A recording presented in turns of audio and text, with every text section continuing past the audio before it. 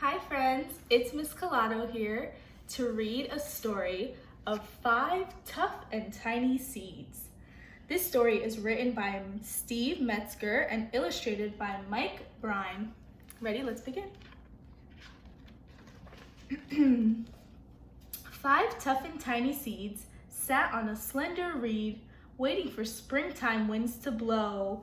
Whoosh, whoosh. One landed on the ground, sniffed by a happy hound.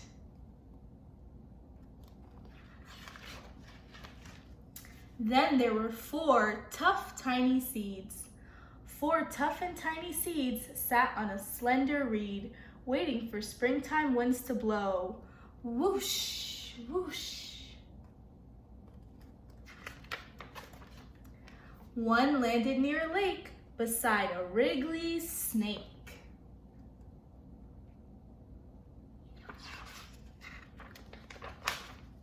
Then there were 3 tough, tiny seeds. 3 tough and tiny seeds sat on a slender reed, waiting for springtime winds to blow. Whoosh, whoosh.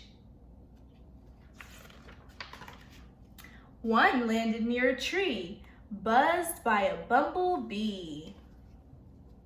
How many do you think are gonna come next? 2 tough and tiny seeds sat on a slender reed, waiting for springtime winds to blow. Whoosh, whoosh. One landed by a road next to a slimy toad.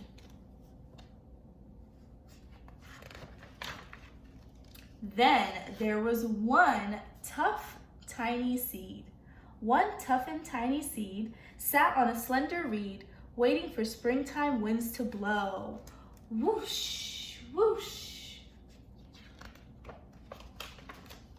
It landed on a rock close to a watchful hawk.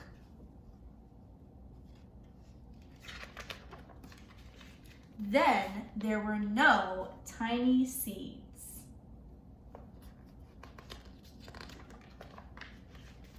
5 tough and tiny seeds blown from a slender reed.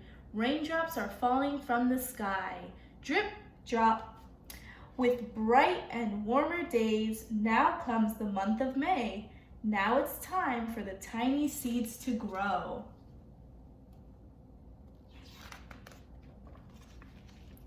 Five seeds begin to sprout just as the sun comes out. What will they all turn out to be?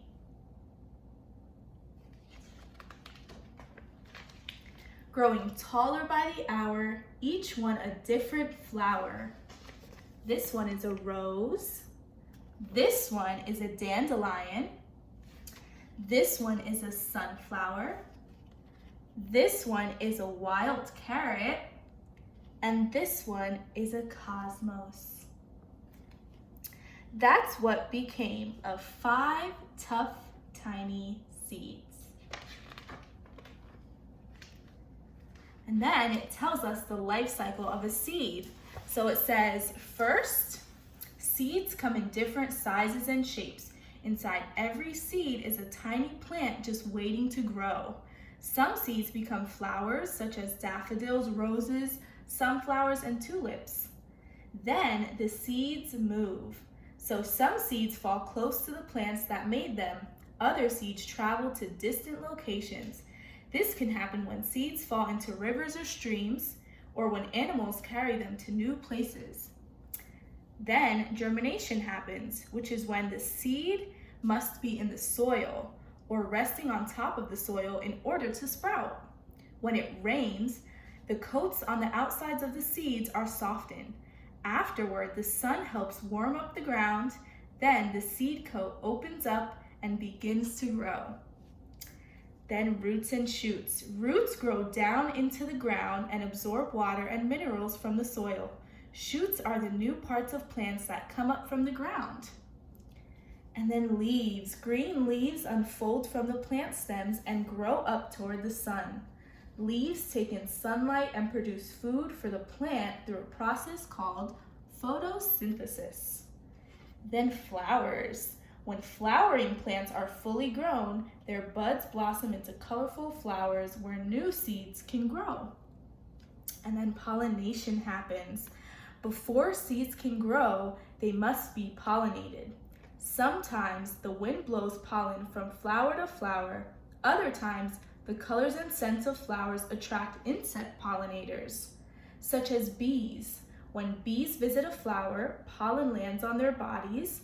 Afterward, they carry the pollen to other flowers when visiting them for nectar. And then the seeds get bigger. Seeds grow inside the flowers of plants. As the seed gets bigger, fruit or pods grow around them. When the fruit or pods break open, the seeds are ready to become new plants. The seed to plant cycle begins again. So it starts from a seed and it goes back all the way, and that's how the cycle happens. That's the end of our story, friends. Thank you so much for reading with me.